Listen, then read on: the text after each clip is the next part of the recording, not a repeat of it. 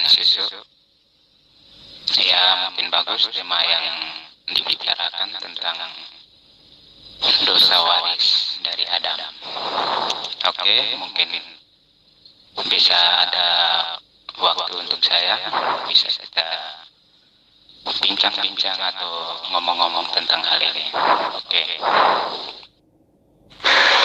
Baik, Saudara Yohanes Yusuf, ya kalau nggak salah dari Malaysia ya. Saudara adalah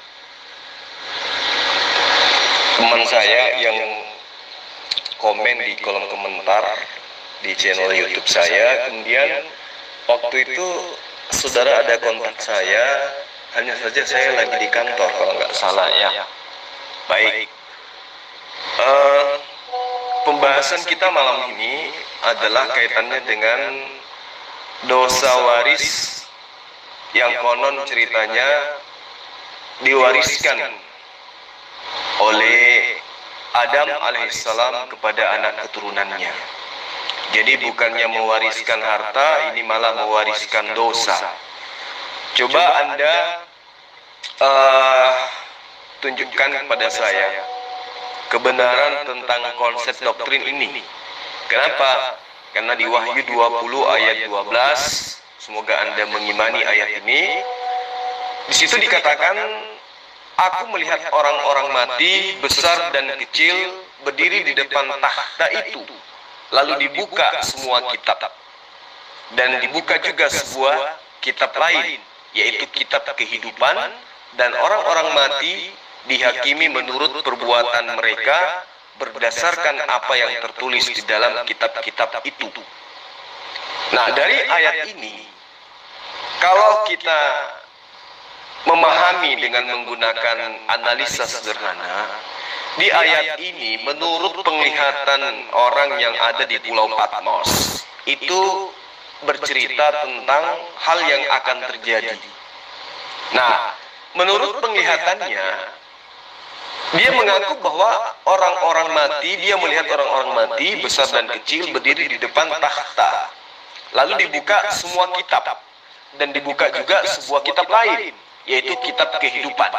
Dan orang-orang mati dihakimi menurut perbuatan mereka berdasarkan apa yang tertulis di dalam kitab-kitab itu. Artinya, dari dalil ini jelas sekali bahwa tidak mengajarkan dosa waris. Kenapa? Karena ada catatan-catatan yang nyata dikatakan dalam ayat ini, tertulis di sebuah kitab, ya, di mana orang mati akan dihakimi menurut perbuatannya. Jadi bukan menurut perbuatan orang lain. Artinya, kalau kita merujuk kepada ayat Wahyu 20 ayat 12 ini, maka di mana letak penebusan dosa yang diajarkan oleh orang-orang Kristen? Penebusan dosa dan dosa apa yang kemudian yang diwariskan oleh Adam, di mana konsep doktrin itu bertentangan dengan Wahyu 20 ayat 12. Silakan. Ya, untuk menanggapi dari sekian banyak penguraian ini, itu yang saya pertama mau tekankan.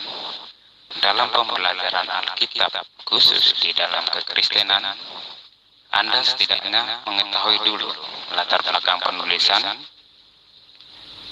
apa gaya penulisannya, sehingga atau dengan untuk siapa dia, atau dengan siapa dia mau menunjukkan tulisannya itu, sehingga bisa mulai ditarik apa makna dari tulisan ini. Itu satu. Ya, tentang Wahyu itu diperkirakan ditulis oleh mungkin penulisnya tidak ini, tapi sumbernya mungkin dari Yohanes murid Yesus itu berisi tentang penglihatan yang akan datang. Itu satu. Jika Anda ingin melihat Alkitab dan melihat ayat ini, setidaknya Anda mengetahui dulu dalam konteks apa dia berbicara hal itu. Untuk menanggapi masalah dosa waris yang seperti saya sudah bicara dengan kawan sebelumnya, tolong dipahami bahwa dalam kekristenan Adam hanya cerita-cerita tentang Adam hanya dimengerti sebagai kebenaran iman, bukan kebenaran historis. Di sini bisa diambil poin-poin penting di mana jika kebenaran iman yang mau diceritakan di sini, setidaknya kita mempunyai pandangan-pandangan teologis di dalamnya. Sehingga maksud dari dosa waris itu yaitu manusia jatuh dalam dosa. Karena apa? Karena dalam konsep penciptaan dalam kekristenan, yaitu bahwa Allah menciptakan manusia dengan fisik, roh, dan pikirannya, juga disertai kehendak bebas, menganugerahkan kehendak bebas. Yang ini titik tekan dalam kehendak bebas ini akan bertolak belakang dengan konsep tentang takdir yang berkembang di dalam keislaman. Itu yang perlu Anda ketahui dulu. Sehingga untuk menanggapi komen Anda bahwa wahyu ditulis bertentangan dengan konsep tentang dosa asal itu, Anda melihatnya dari segi apa? Itu dulu.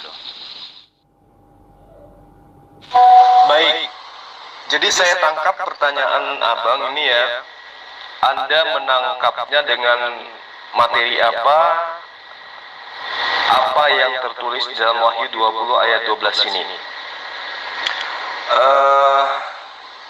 Adalah sebuah kebiasaan ya, debater saudara-saudara Kristen itu ketika kita nanyakan tentang kitabnya, maka dia akan mengatakan, silakan Anda lihat secara satu perikop dan seterusnya. Tapi itu nggak apa-apa, itu adalah cara menjawab di dalam berdiskusi, meskipun tidak akan membuat lawan diskusi kita itu puas karena tidak mengena kepada sasaran pertanyaan. Tapi saya menangkap apa yang saudara ingin sampaikan. Namun saya tidak akan menjadikan Al-Quran sebagai tolak ukur pembenaran tentang sanggahan saya atau tentang apa yang ingin saya permasalahkan atau yang sedang saya permasalahkan di dalam kitab Anda tentang dosa waris. Tema kita adalah dosa apa yang dilakukan oleh Adam sehingga perbuatan tersebut menimbulkan suatu akibat yang sangat-sangat fatal terhadap keturunannya, yaitu menanggung dosa atau disebut dengan sebutan dosa asal atau dosa awal. Nah, saya tidak ingin menggunakan Quran. Saya hanya ingin mengatakan bahwa pernyataan-pernyataan tentang doktrin akan adanya dosa waris yang dilakukan oleh Adam alaihissalam itu justru dibantahkan oleh Yesus, di mana bantahan-bantahan Yesus itu konon ceritanya dituliskan oleh murid-muridnya. Contoh misalnya Lukas itu menuliskan berdasarkan atas apa yang diterima dari saksi-saksi. Nah, ketika Yesus mengatakan misalnya di dalam Lukas 11 ya, kita ambil Lukas 11 ayat 1 sampai ayat 4. Pada suatu kali Yesus sedang berdoa di salah satu tempat. Jadi di situ Yesus mempertontonkan dirinya sedang berdoa. Ya, justru dengan mempertontonkan dirinya sedang berdoa, di situ dengan jelas dikatakan Yesus menghambakan diri, merendahkan diri, menuhankan kepada esensi yang lain. Ketika ia berhenti berdoa, maka berkatalah seorang dari murid-muridnya kepadanya, "Tuhan, ajarlah kami berdoa, sama seperti yang diajarkan Yohanes murid-muridnya." Jadi sang murid Yesus itu minta kepada gurunya agar mereka diajarkan untuk berdoa, sebagaimana Yohanes Pembaptis mengajarkan murid-muridnya berdoa. Nah, lalu Yesus menanggapi, Yesus menjawab, "Apabila kamu berdoa, wahai murid-muridku, maka ucapkanlah, Bapa, dikuduskanlah namamu, datanglah dalam kerajaanmu." Jadi Yesus ketika mengajarkan tata cara doa kepada Tuhan, Yesus hanya menyebut nama Tuhan, yaitu Bapa. Jadi dia tidak mengatakan Bapa, Anak, dan Roh Kudus, tidak.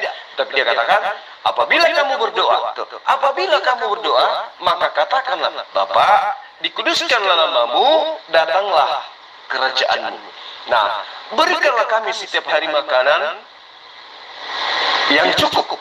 Itu di ayat 3-nya kalau saya tidak salah. Kemudian di ayat 4 dikatakan gini, dan ampunilah kami atas dosa kami, sebab kami pun mengampuni setiap orang yang bersalah kepada kami, dan janganlah membawa kami ke dalam percobaan. Yesus mengajarkan muridnya berdoa kepada Allah, kepada Bapa, dengan mengatakan, mohon ampunlah kepada Allah, ampunilah kami atas dosa kami. Tuh. Jadi Yesus mengajarkan doa supaya murid-muridnya memohon kepada Allah agar Allah mengampuni dosa mereka, sebagaimana mereka mengampuni saudara-saudara mereka yang lain. Berarti dari ayat ini, dari perintah ini, dari ajaran Yesus ini, kita bisa nangkep Yesus mengajarkan untuk mengampuni. Ya, berarti teman-teman, murid-murid Yesus itu juga bisa mengampuni dosa, bukan cuma Yesus. Karena dalil tersebut Yesus sendiri yang mengajarkan konon kepada murid-muridnya. Sebab kami pun mengampuni setiap orang yang bersalah kepada kami. Berarti murid Yesus juga mampu mengampuni dosa. Bukan hanya Yesus, bukan hanya Bapa. Nah, kembali kepada pertanyaan. Ketika dosa waris itu betul-betul ada, diwariskan oleh Adam alaihissalam, lalu kemudian Yesus datang sebagai penebus, maka jelas Yesus tidak akan mengajarkan berdoa kepada murid-muridnya, di mana doanya adalah doa pengampunan dosa. Artinya jelas bahwa Yesus mengajarkan muridnya agar memohon, berdoa, meminta kepada Allah agar dosa-dosa mereka diampuni oleh Allah yang telah mengutus Yesus. Jadi saya tidak menggunakan Quran, cukup saya mengajarkan menggunakan apa yang tertera di dalam kitab yang Anda imani. Karena kalau saya menggunakan Quran, tentu Anda akan menolaknya. Kalau di Al-Quran kan jelas kaidahnya tidak ada dosa waris. Ya, yang ada adalah warisan harta pada keturunan. Nah, kalau di Kristen yang diwariskan malah dosa, gitu. Nah, saya ingin Anda menjelaskan kepada saya dosa apa yang diwariskan oleh Adam alaihissalam kepada murid-muridnya. Silakan, kepada anak cucunya. Silakan.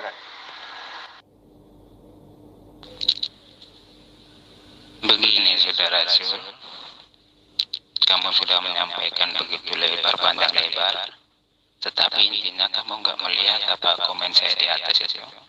Sebelumnya kan saya bilang dalam konsep dosa, maksudnya dosa waris ini, yaitu manusia jatuh dalam dosa.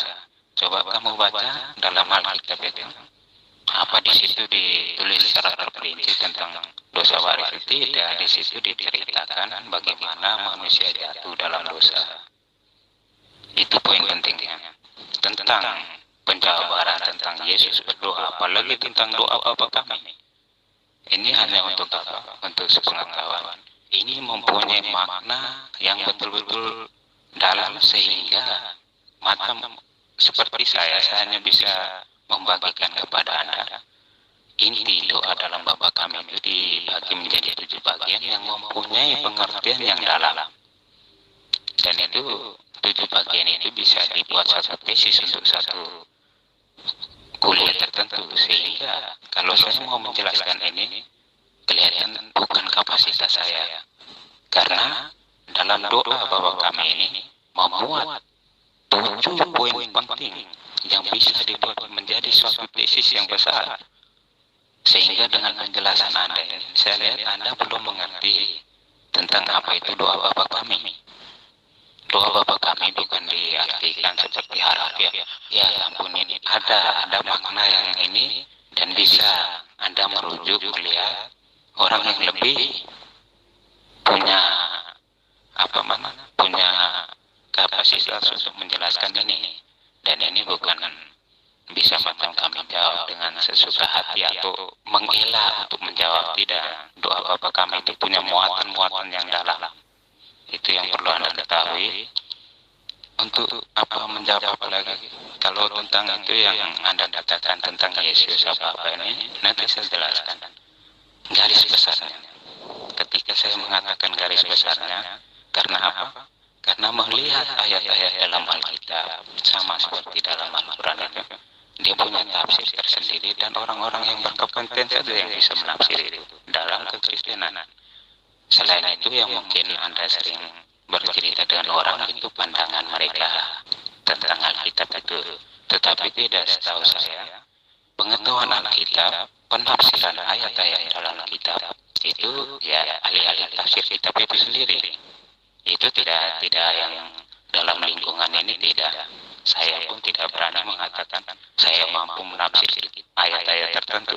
Tidak, saya hanya bisa baca garis besarnya dan dari pengetahuan yang saya dapat bahwa mempunyai makna-makna yang tertentu. Contoh, Anda mengambil Lukas, setidaknya Anda harus tahu Lukas itu apa. Bukan cara kami mengelak, tapi saya memberitahukan ini supaya kalian atau Anda yang Muslim tahu kalau Alkitab itu harus dipandang seperti ini. Bukan kami mengelak, tidak. Yang betulnya seperti ini. Bukan beda dengan paradigma kita melihat Quran, itu beda. Jadi tolong dipahami seperti itu. Kalau meninjau Alkitab berarti dengan cara kita melihat Alkitab. Mau menjelaskan itu, saya bilang, saya sudah jelaskan dosa waris yang saya tangkap di situ itu, yaitu manusia jatuh dalam dosa. Oke, mohon tanggapannya. Jadi baru kali ini saya berdiskusi dengan teman dari Kristen yang membuat saya bingung gitu loh. Jadi saya harus mengatakan saya bingung, saya tidak tahu saya harus menyikapi abang ini seperti apa gitu. Ya, karena setiap ada pembahasan saya, Anda mengatakan Anda tidak punya kapasitas, Anda tidak bisa menafsirkan sendiri, Anda harus materi-materi ini harus beberapa SKS dulu untuk membahasnya dan seterusnya. Lalu kemudian Anda membesar-besarkan doa Bapak kami.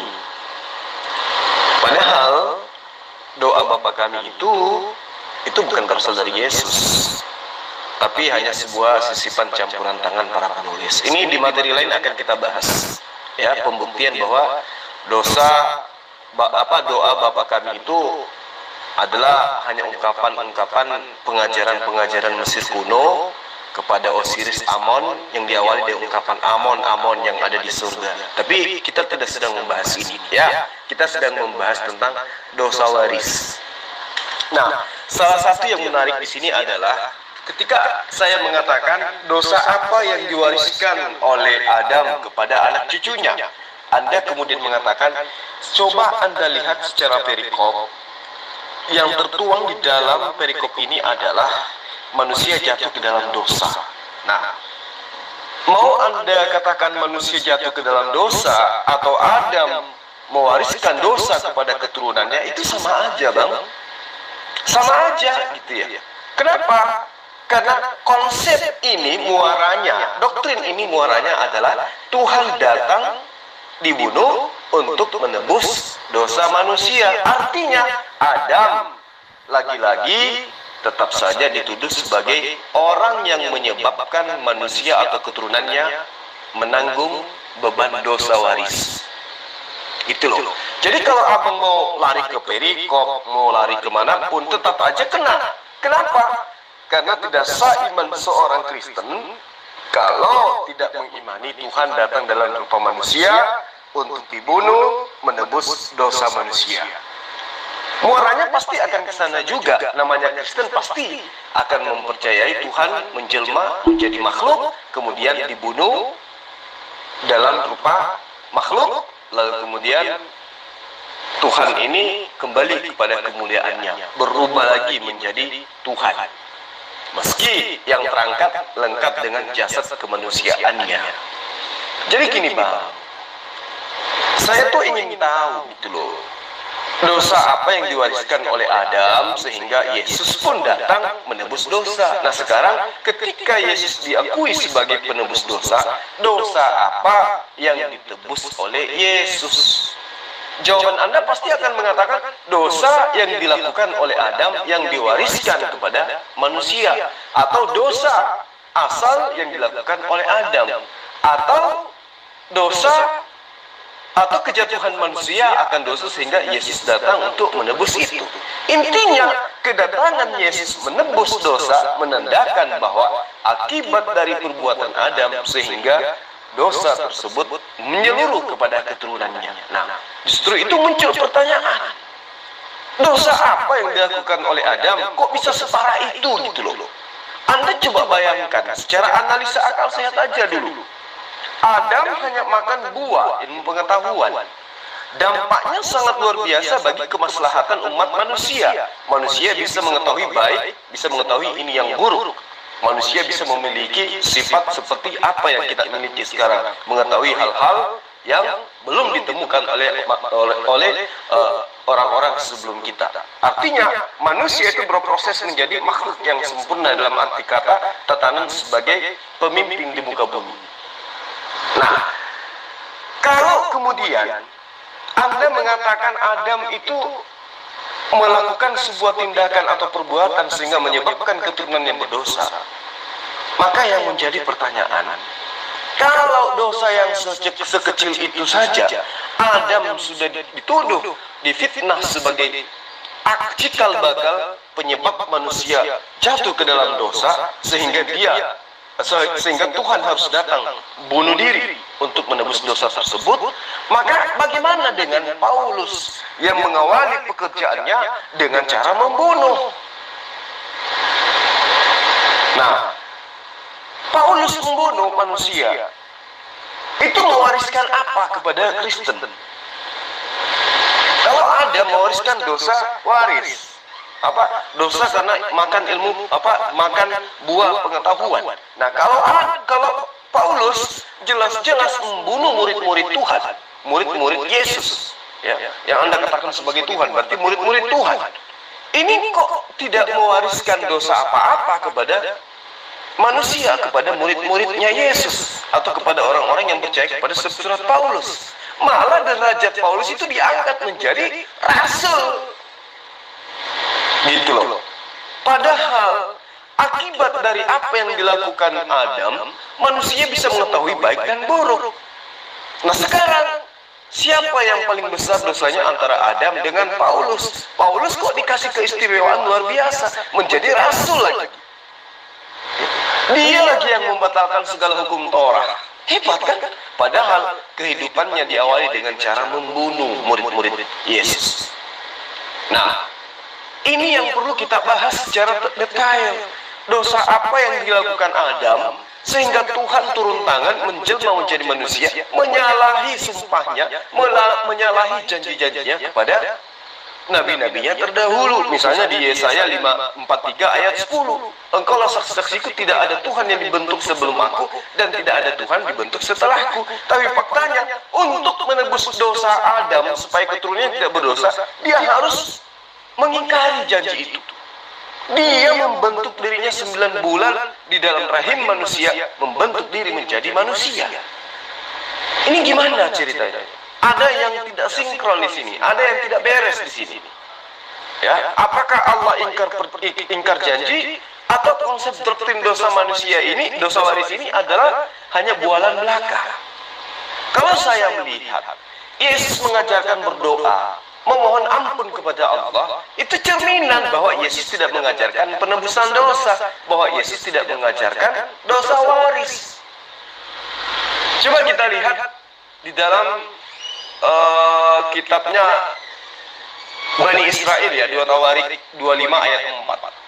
Anak-anak mereka tidak dihukum mati olehnya, melainkan ia bertindak sesuai dengan apa yang tertulis dalam Torah, yakni kitab Musa, di mana Tuhan telah memberi perintah, janganlah ayah mati karena anaknya, jangan juga anak mati karena ayahnya, melainkan setiap harus mati karena dosanya masing-masing. Jadi jelas di ayat ini. Belum lagi kalau kita melihat di Ulangan 24 ayat 16. Janganlah ayah dihukum mati karena anaknya, jangan juga anak dihukum mati karena ayahnya. Setiap orang harus dihukum mati karena dosanya sendiri. Berarti Adam itu harusnya, kalau ini adalah firman Tuhan dan Anda imani sebagai firman Tuhan, Adam itu harusnya menanggung dosanya sendiri, bukan malah diberikan kepada anaknya. Mazmur 62 ayat 12 sampai ayat 13. Dan dari Bapakmu juga kasih setia ya Tuhan, Sebab engkau membalas setiap orang menurut perbuatannya masing-masing. Yeremia 31 ayat 29. Pada waktu itu tidak akan berkata lagi ayah-ayah makan buah mentah dan gigi anak-anaknya yang menjadi ngilu, melainkan setiap orang yang mati karena kesalahannya sendiri. Setiap manusia yang makan buah mentah giginya sendiri yang menjadi ngilu. Jadi bukan orang lain yang menanggung derita itu.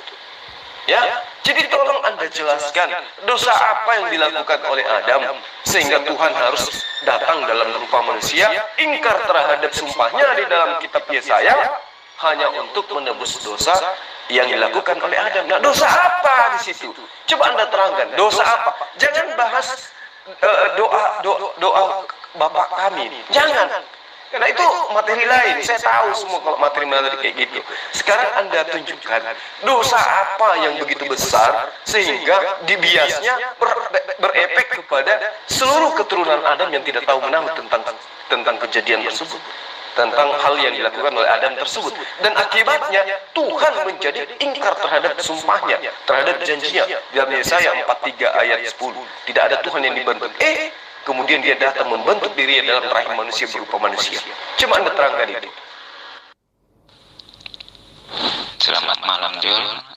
Ini mungkin karena sudah agak lewat, saya pun ada perlu untuk menelpon keluarga. Mungkin kalau bisa besok kita waktu agak lebih awal bisa.